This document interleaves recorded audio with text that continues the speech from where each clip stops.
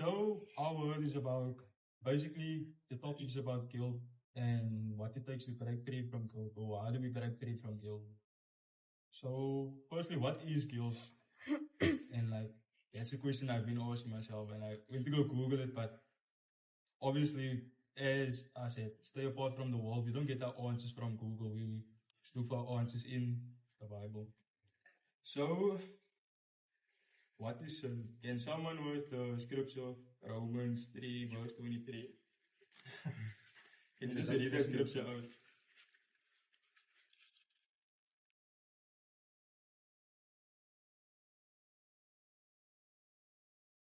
And to those who have scriptures, can you just go to the verse on in your Bible or on your phone?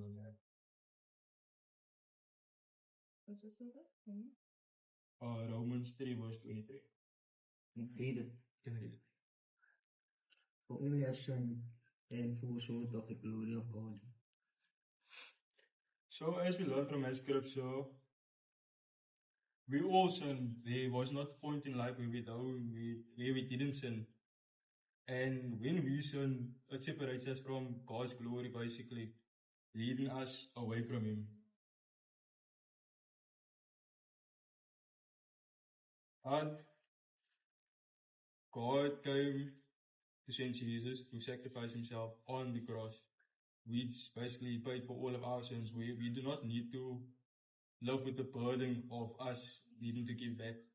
But yeah, just thank God. Yeah. So, first with the verse, Romans 2, 14 to 15. For when Gentiles who do not have the law by nature do the things in the law, these, although not having the law, are a law to themselves.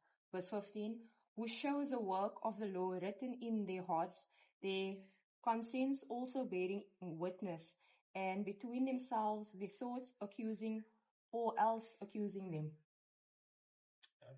So in the scripture, Paul argues that the people, the Gentiles that did not know the law or did not obey the law, still followed a law regardless of the background or knowledge. So in those, have you guys like ever felt bad or guilty or something after sinning? Yes. I think everyone felt bad.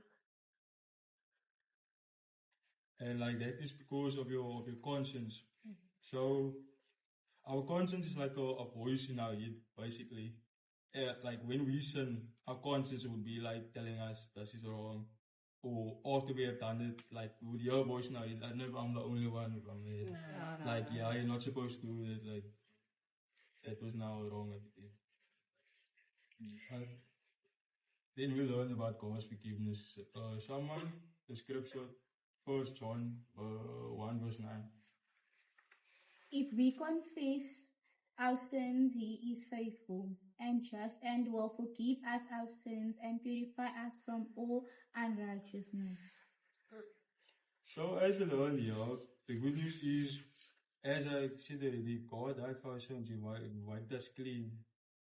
And this means we can ask God like for forgiveness whenever we have sinned against Him. It's basically repentance. Someone with the verse, 2 Corinthians 7 verse 10. For godly grief produces a repentance that leads to salvation without regret, whereas worldly grief produces death. What is the verse? Can you read a little louder? 2 Corinthians 7 verse 10, it says, for godly grief produces a repentance that leads to salvation without regret, whereas worldly grief produces death. Yeah. So guilt can actually be a good thing for some of us, because it reminds us that we have done wrong and we need to go repent. So I take it as guilt is a gift. Just like a reminder, like alarms telling you, look here, you have done wrong, you know you did wrong. Don't stand there, rock come out of your rock and repent against your sins. So scripture, Romans 8 verse 1. Therefore, there is now no condemnation for those who are in Christ Jesus. So, if you believe in Jesus Christ and you believe that He died on the cross for you, that means that God sees you as a perfect person with no flaws, literally. And in this, we do not have to feel guilty or any of that sorrow because we are loved by God and we can repent if we ever feel guilty. So that was my short little breakdown. I'm going to pass on to Orlando. Thank you, Clarice, for that. So now that we basically have a good understanding of what guilt is all about and how we can break free from it, I just want to go in like a little deeper into that. So, from our understanding, guilt is sort of the state of mind we find ourselves in when we have sinned, whether it is against God or even against each other. Because we feel guilty and we have a conscience that tells us, no, that was wrong. So, there are two types of guilt. I'm first going to go through the bad one, so I'm going to give you all the bad news first. The bad news is conviction. So conviction is, let's say, the devil's guilt. So this is the guilt that sort of leads us to despair. And someone in the Bible I'm going to use as an example is Judas. So we all know what Judas did. Judas betrayed Jesus. And he felt so bad. He felt so bad for what he did to Jesus that he ended up committing suicide. And that is not what God wants us to do. God doesn't want us to kill ourselves. He doesn't want us to feel despair. He doesn't want us to feel bad that we end up hurting ourselves or putting ourselves in this bubble of despair and sadness. He wants us to be happy. He wants us to live freely. And that's sort of a tactic that the devil does. He will say, oh, look at that person. Oh, say they're fat, laugh at them. And then he will look at you and say, why did you laugh at them? Why did you do that? You know that's wrong. You're a Christian. You're supposed to live for God. Oh, look over there. That person is poor and homeless. Look at that. Laugh at them. You're not supposed to be doing that. You should love your neighbor like you love yourself.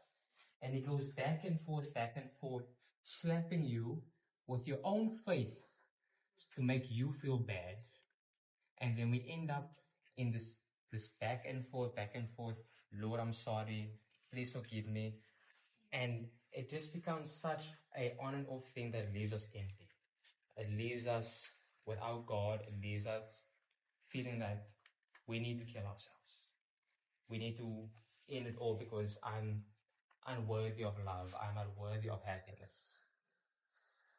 But that's where the good news comes in. That's where the condemnation comes in. So this is the God's guilt. Basically, what God's guilt is, it's like 2 Corinthians 7 verse 10. It's a guilt, It's basically the guilt that we feel, or the suffering that we feel that isn't supposed to be of the world and lead us to death, but a guilt that leads. Yeah, I think you should split it out. Yeah, it's a Because condemnation is the guilt that will lead you to death. And conviction is what comes from God because He convicts you through repentance. It's a right in front of you. That's my fault. That's That's my fault. Sorry, guys. But yeah, conviction is basically the guilt that God wants us to feel so that He can bring us closer to Him. Because there are times when we are like the lost sheep, when we stray from our path, we stray from God, and we end up deviating from the path of God. But that is where God comes in.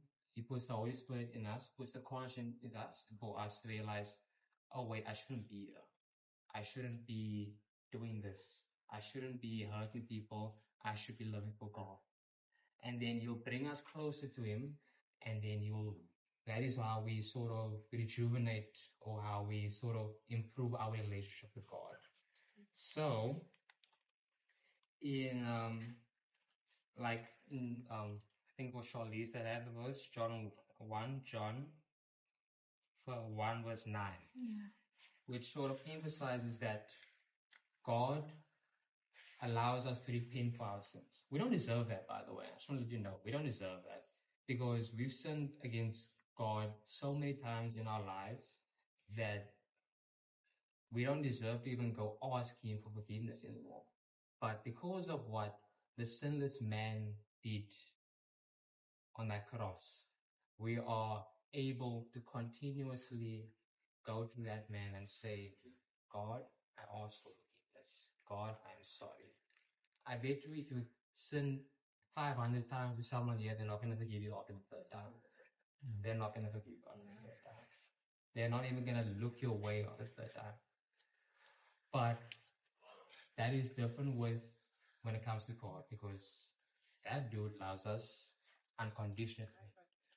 That dude loves us so much that He sent His only begotten Son to die for our sins. And that is why we have the ability, that is why we have the privilege to even go out there and say, I'm sorry. And the beautiful thing is that He'll forgive you. And that is I also wanted to emphasize that is how He wants us to continuously come to Him for whenever we are in trouble, whenever we are in doubt. He wants to remove any burden of guilt, any burden of shame, any burden of any bad feeling that the devil wants to implant into us. He wants to remove it from your life so that you can constantly be this beautiful glow, this beautiful light that will shine on the world and show that Jesus is amazing. And additionally, I just want to point out, so you heard me say how Judas felt condemnation and killed himself because that's how bad he felt. But there was another guy in the Bible whose name was Peter that also sinned against God, even denied Him 3 times. And you remember how I said how some people won't even forgive you after the 3rd time you've hurt them, sinned against them? Yeah. Well, Peter denied Him 3 times. And Peter realized that, and he went to God. He decided, I know I've done wrong, and he went to God, and he asked for forgiveness. And God forgave him. God set him free of his sins, set him free of all the things, all the burden and guilt that was upon him, and set him free. And that is what He wants for all of us. He wants us to live in peace. He wants us to live in harmony, not just with God, but with each other. Like I'm going to refer it to God's most important command. Love the Lord with all your heart and soul. But at the same time, love your neighbor as you love yourself. And that is what's I just want to also emphasize off topic, that's what's so beautiful about the Bible. Like everything connects, and I was just like, it's so beautiful how you can take this thing and apply it to that thing. And I just want to emphasize that we are not just meant to live in peace with God and have good relationship with God, but also with each other. And that is why we must forgive each other, not only 7 times, but 77 times 7 times. So even if that person sinned against you or hurt you 3 times, and you decide to tell them, no, I forgive you, but I'm not going to forget, that is still wrong. I know that's what everyone says, but that is still wrong. We are not supposed to recall the wrongdoings of others. We are not supposed to do that, because that is not love. That is not love. We are meant to forgive them and set them free of their burdens, of their shame that they feel against you. So that is the end of my word.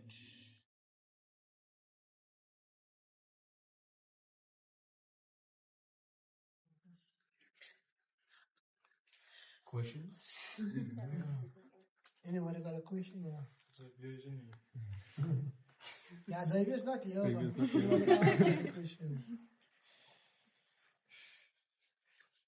I know I didn't ask questions, but that's only because Tyrese took all my questions, so yeah. So you don't have to ask questions. Sometimes we just speak about things when the questions so well arise. But I think what's crazy when you were speaking about conviction, right? And you use Peter. Before Peter denied Jesus 3 times, Jesus told him this, you know? And how much time don't the Holy Spirit tell us before the time that we're going to do the wrong thing, and yet we still do it? But then grace is still there, you know? And we can only live guilt-free and unashamed because of grace, you know? And that's how it ties into our theme for the year, Grace or Greater, is that, and Orlando says this, everything ties in. You know, Jesus says, love your the God of all your mind and all your heart. And then it says, you must love your neighbor as you love yourself. And all of these things are only possible because of love. You know, it's only possible because of love. Grace is only there because of love. Mercy is only there because of love. And condemnation, the crazy thing about condemnation is that it's a devil's tactic, but you know what it's called? It's called self-condemnation. You yourself condemn yourself. And that's how the Bible then writes in Romans 8 verse 1 says, well, now there's no condemnation for those who are in Christ Jesus. Am I right? Is that what it says? I like to get scripture correct. I don't like to get it wrong. So, because you in Christ Jesus, and now you become like Christ Jesus, you can't think anymore like Mikhail.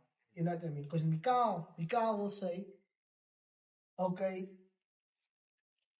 let me just, you took a tour in, right? Now Mikhail will tell Mikhail, you're a bad person for taking a tour in, right? And so Mikhail will look at Mikhail as a thief the whole time. Mikhail, see Mikhail as a thief. And then do I have questions like Xavier? Sorry, Xavier, you're not here. I'm not talking about you, I'm not gossiping.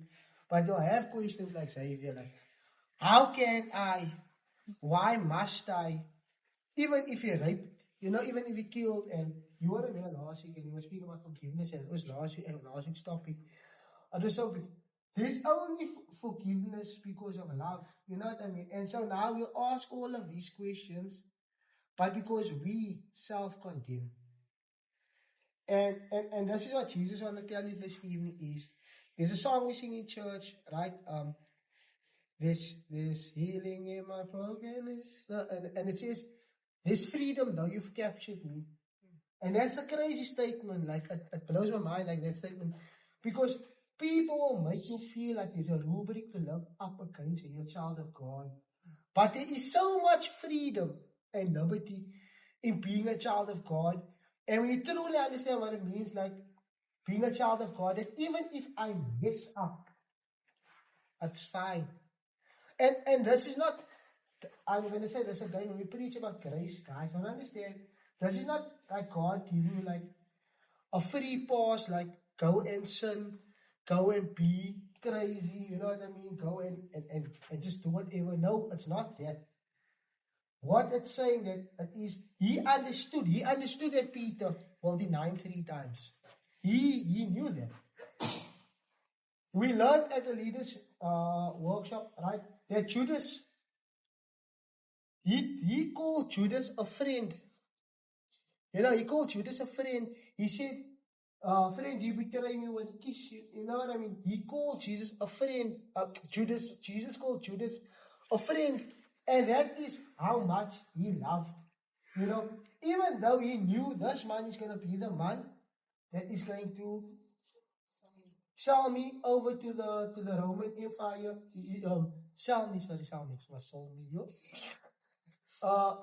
me over to the Roman Empire. That is how much grace he had in himself. You know what I mean?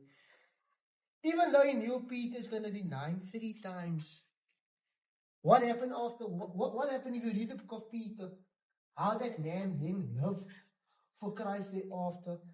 And so, doesn't matter where you find yourself this evening, at the point where you feel you're not worthy, but he calls you worthy.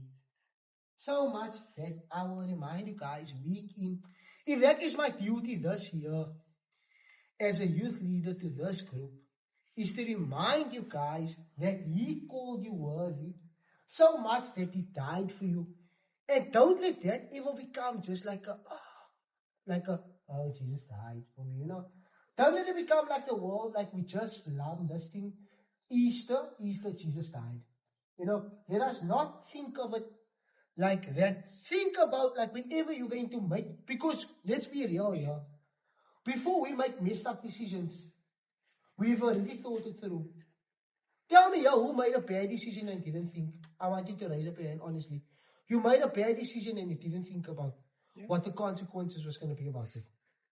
You honestly made a bad decision. You were like, Thought it was gonna go good. huh? I thought it was gonna go great. Yeah, but you also knew what the potentials is if it don't go great. You didn't know that. Oh, just did. Okay, that's a risk. I'm talking about made a bad. You knew. Okay. I feel like it's times when you do know, and it's times when you find out afterwards, like, oh, I shouldn't have. Okay, but now, that's my question on that, right? I'm talking about like the conscious bad decisions, and even those ones where you don't know what the outcome is. What is your niche towards it? Like when you're going to make even a risky decision, like the world calls it a risk, isn't there something inside of you that tell you like, nah, I don't think you should actually be doing this, right? So we already thought it through. By the time that and that is what God wanted to forbid, actually, in the Garden of Eden. Do you know what God wanted to keep away? Was this knowledge of knowing the difference between good and evil, right? That's what He wanted to keep away from us, because He knew we won't be able to handle it, because He knew that even if we knew what to do, we would still do the wrong thing. And He wanted to save us from that. And yet it happened, you know, and now we know. But that's the crazy thing about us as humans also. Even though we know this thing is going to go horribly.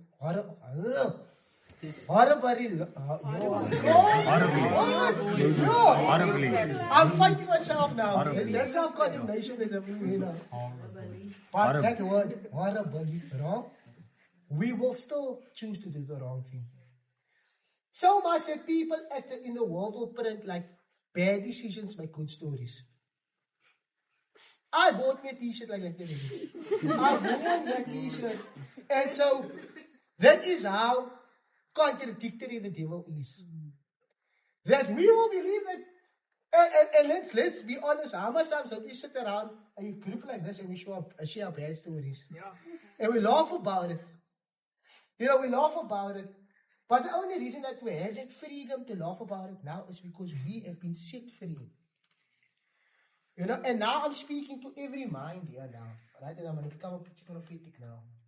Every mind in here, the Lord is telling you tonight that is pulling yourself down, telling yourself you're not good enough, telling yourself that, you know, I'm just not worthy. How can this God love me? Every mind here that's been lying to you tonight. There you have it tonight. You are guilt-free. Stop being a way down Christian for God. Do you know why situations in your life can't come right and you blame God? It's because you're weighing that ship self down. Do you know why you don't have boldness inside of you? Because you're keeping on to things. He didn't die for a captive people. He died so that you can be free. And you need to ask yourself this. Yeah, sorry. You know what? I just also wanted to say something with regards to our minds and how we think and how we think of ourselves. God also tells us do not copy the behavior in Romans 12 verse 2. Do not copy the behavior and the customs of this world, but let God transform you into a new person by changing the way you think. Then you'll learn to know God's will for you, which is good, pleasing, and perfect, which basically encourages us to sort of transform and renew our minds and replace all that I'm unworthy, or I don't deserve this, I don't deserve God's grace, with His word and the blessings that He has planned for our lives. So yeah, I just want to say that. Yeah. Robin, I just wanted to read, or Hannah, can you read the scripture again? Yes, the scripture that I did. Can you read the scripture again? And out loud this time, please.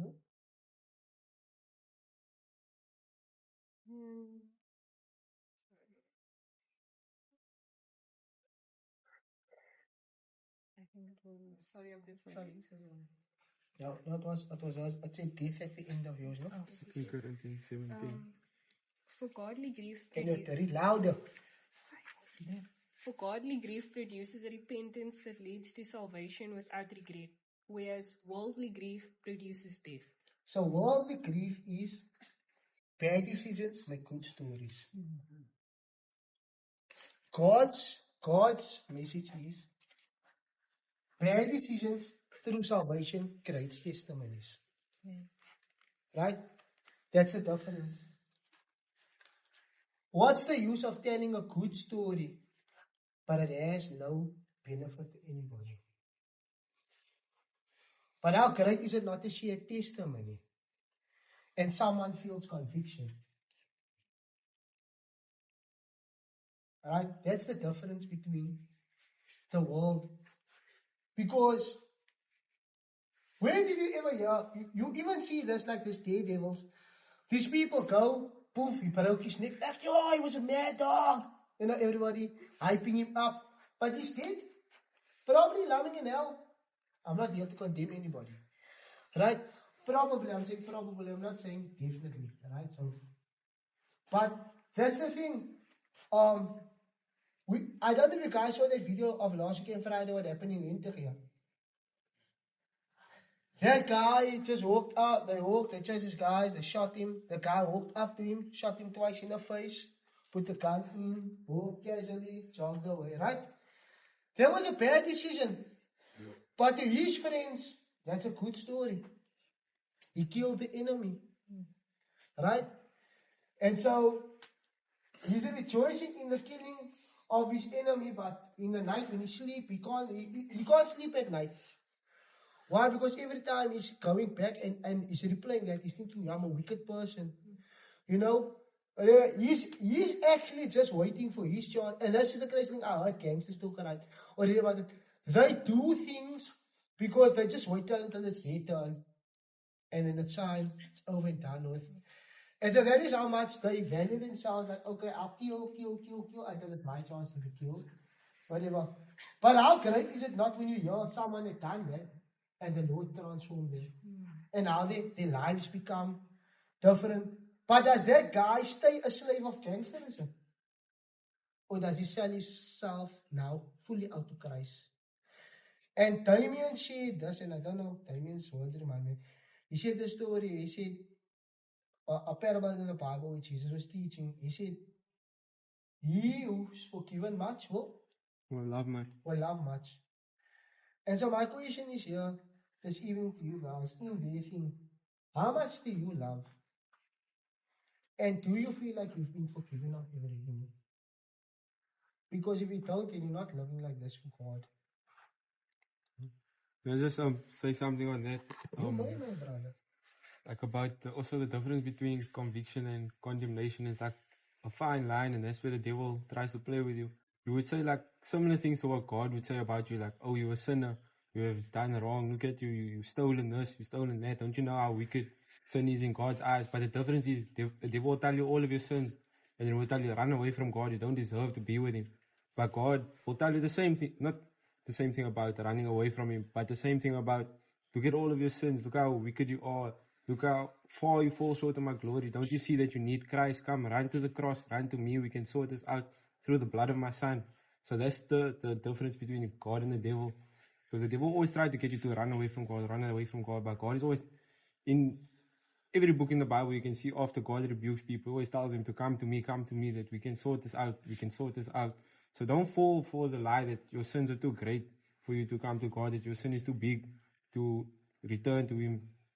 And here's a scripture that I always keep close to my heart. It's in the Song of Solomon, chapter 4, verses 7. You are all fair, my love, and there is no spot in you. So we need to realize that we can't come to God if there's even one spot in us, one sin, not even one sin, one thought of sin, like a grain of sand of sin somewhere in our head, there's somewhere in our life. We can't come to God with the smallest drop of sin in us. But because of what Christ done, He washed every drop of sin, every fraction of sin in our life. The blood of Christ washes that away, and then God sees us like this. There's no spot in you. So this is like our motivation to come to Him. He sees us like this. We shouldn't run away from Him. And it's all based on what Christ done, not anything that we can do to deserve it. It's all on the blood of Christ washing us clean. So, yeah. And I just want to tie to what he's saying. You see, the thing is with God is He don't even tell you so much that that you are a sinner. He will say you're wicked because of sin. You know, but when you look at you, He will say things like you are a royal priesthood, you are chosen nation, you are blessed people, you are peculiar people. That is how God sees you. You know, and that's what He will tell you through Christ Jesus. That's how He sees you. Like He says in Solomon, He sees you without spot. But now my question is to you, and that's what I preached again last week at Friday at the night of prayer. Stop glorifying the devil so much. How much do you bring to the table in keeping yourself separated from God? How much do you? Because you know what? I say this, I'll say this all the time. You without Jesus is sin. Right? So how much times are you? And I'm not condemning you guys. I'm asking you guys questions. How much times do you choose sin willfully over choosing Jesus? How much time do you? Because even when you choose your sickness, you know you're choosing sin. When you say, oh, my asthma, my sinus, my this, my that, you're choosing that over Jesus. Because Jesus says you healed. He said that by my stripes you are healed. And so this is the mindset that needs to be changed. If you want to have grace or character, and I don't know why the Lord is just telling me this to tell you this now, is that every time you choose something different than Jesus, you are making yourself a slave to that thing. You're making yourself captive to that thing. And yes, it might be in the form of guilt, but it can be in the form of an addiction, in the form of anything. You know what I mean? He wants you to live freely. Who here don't want to live free for Christ? Lift up your hand.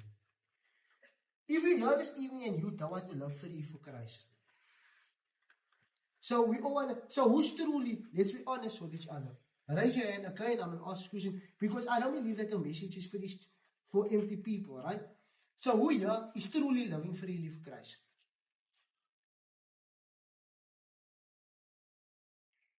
So now God's question to you is this evening, and we're going to split up into groups.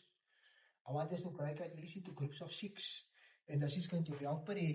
Because yes, it's nice for someone to pray here, but I learned something about corporate prayer last week, is that now we all get to confess together. You know, where this unity, God commands a blessing. So now we're going to pray, because even me, I'm not self-righteous, you know, I'm made righteous through Jesus Christ. But even me, I realized now this evening, I don't live freely for Christ. I still condemn myself. I still hold on to things that I shouldn't be holding on to. And so we're going to break up into